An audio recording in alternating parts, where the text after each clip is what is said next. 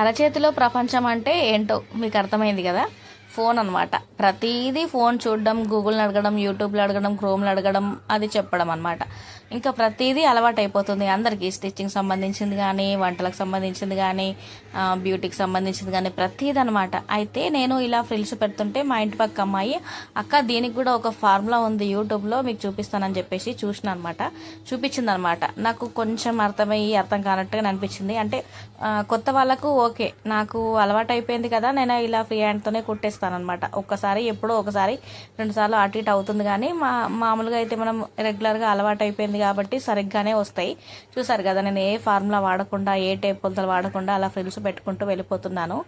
ఇలా ఫార్ములా వాడితే ఏం జరుగుతుందంటే 10 నిమిషాల్లో అయిపోయేది అరగంట పడుతుంది. ఎందుకంటే ప్రతిదీ పాయింట్ చేసుకుంటూ, మార్క్ చేసుకుంటూ, టేప్తో కొలత తీసుకుంటూ అలా కుట్టేస్తూ ఉంటే లేట్ అవుతుంది కదండి. ఇలా అయితే 10 నిమిషాల్లోనే అయిపోతుంది. నాకైతే ఇది కరెక్ట్ అనిపిస్తుంది. ఫార్ములా వాడితే బాగుంటుంది.